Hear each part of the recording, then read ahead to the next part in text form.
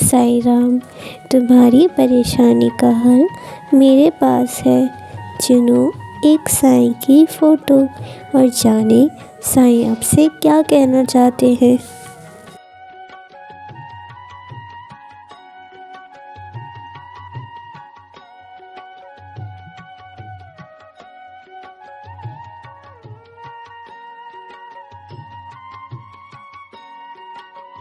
ओम साईं राम। पहली फ़ोटो। गुरु के आशीर्वाद से असंभव बात संभव हो जाएगी।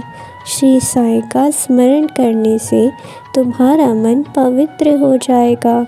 साईं बाबा का आशीर्वाद पहले से ही आपके साथ है। आपके पिता के अच्छे कर्म आपकी मदद करेंगे, आपको सफलता मिलेगी। मेरे बच्चे, मैं जानता हूँ कि तुम सब पर अचानक से विश्वास नहीं कर पाते और इस भय से तुमने लोगों से मिलना जुलना कम कर दिया था और उनसे बात भी नहीं करते। लेकिन मेरे बच्चे, नए लोग तुम्हें जीवन में नए अनुभव देते हैं, इसीलिए सबसे बात करने की कोशिश किया करो।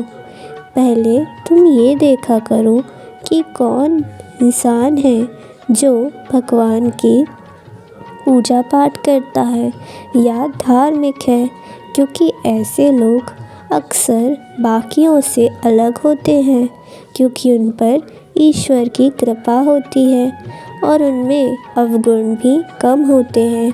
इसीलिए ऐसे लोगों के करीब तुम ज़्यादा रहा करो और उनसे कुछ अच्छी बातें सीखना ज़रूरी है तुम्हारे लिए, क्योंकि तुम एक बड़े कार्य के लिए बने हो और जीवन में कई लोग तुम्हें बहुत कुछ सिखाएंगे। इसीलिए सबकी सुनो, लेकिन अपने दिमाग को भी खुला रखो ताकि तुम ये निश्चय कर पाओ कि तुम्हें क्या चीज़ रखनी है और क्या चीज़ नहीं।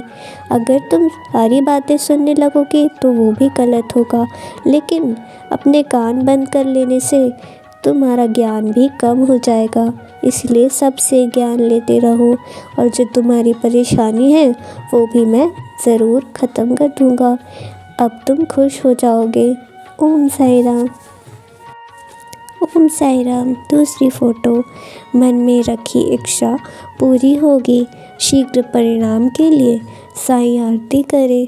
बाबा से आपके जीवन को धन धान्य से समृद्ध करने का आशीर्वाद पाने के लिए गाय को भोजन खिलाएं।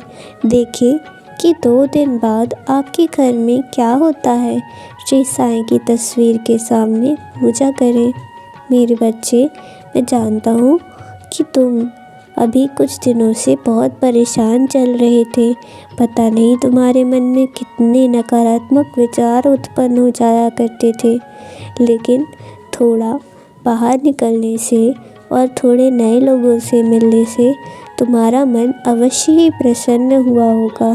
तो बस मैं तुम्हें यही तो कहता हूँ कि खुद को एक कोने में समेट कर मत रखो। बाहर निकलो, दुनिया देखो और सीखो। तुम अपने आप को एक जगह बंद करके उस अपने छोटे से कमरे को ही अपना पूरा संसार समझ लिए हो, तो क्या करूँ मैं तुम्हारा। इसीलिए मैं कहता हूँ कि तुम बाहर निकलकर लोगों से मिलो, प्रकृति का अनुभव करो। इससे तुम्हारा मन भी प्रसन्न रहेगा और जो तुम्हें अच्छा लगता है वो अवश्य किया करो।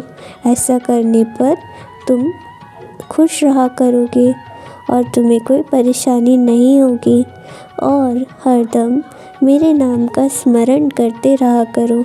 मुझे तुमसे कुछ ज़्यादा नहीं चाहिए, बस तुम जो भी परेशानी आए या जो भी तुम्हारे मन में बातें आ रही हैं वो मुझसे कहा करो, तो इससे तुम्हें अच्छा लगेगा।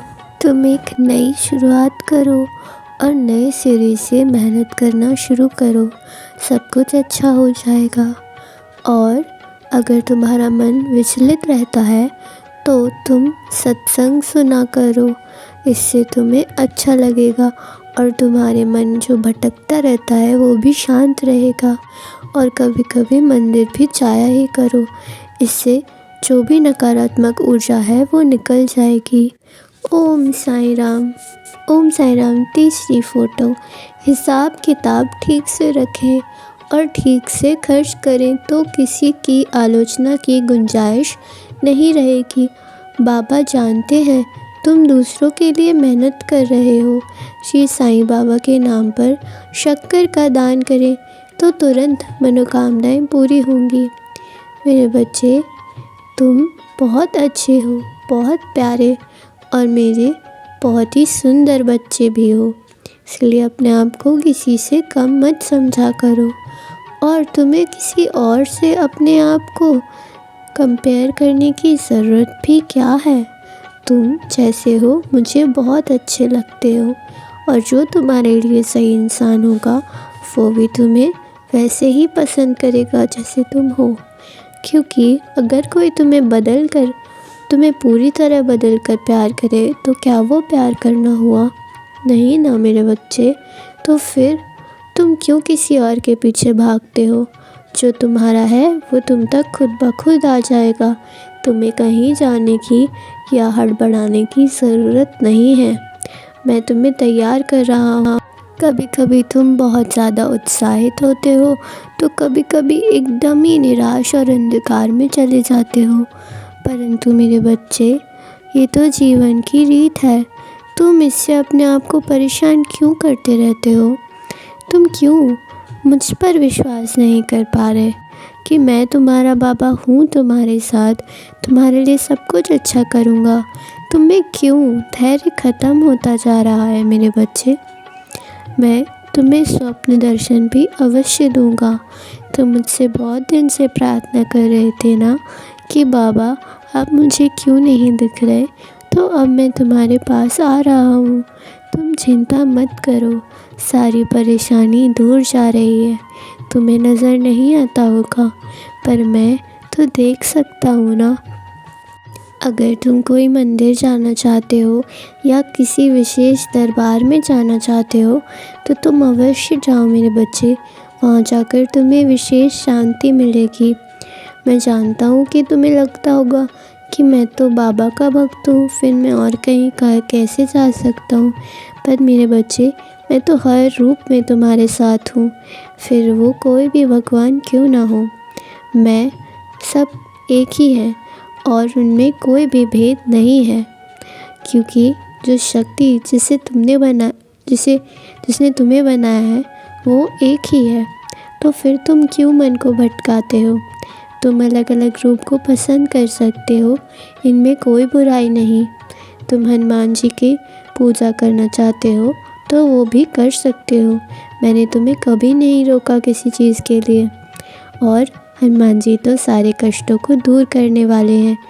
जब मैं शिरडी पे शरीर रूप में रहा करता था तब वहाँ पर एक हनुमान मंदिर भी हुआ करता था। मैं और मेरे भक्त वहाँ जाकर भजन कीर्तन भी किया करते थे। तो फिर तुमने मुझे ऐसा कैसे समझ लिया कि मैं हनुमान जी की पूजा करने से तुम्हें मना करूँगा?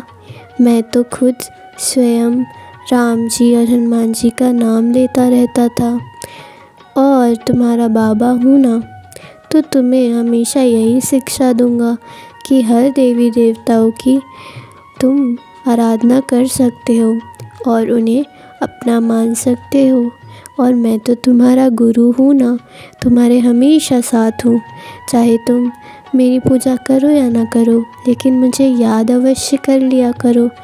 मैं तो उतने में भी प्रसन्न हो जाता हूँ। कोई बड़े विधि विधान की ज़रूरत नहीं मेरी पूजा के लिए। तुम बस मन से हर पल मुझे याद किया करो, नाम स्मरण कर लिया करो और अपनी परेशानी जो हो मुझे बता दिया करो। मैं सुनता हूँ। तुम्हें लगता होगा कि मैं नहीं सुन रहा, पर मैं सब देख रहा हूँ और जब भी तुम्हें ज़रूरत हुई है मैं तुम्हारे साथ खड़ा रहा हूँ। बस अब तुम भूल गए हो उस बात को, तो मैं क्या ही कर सकता हूँ।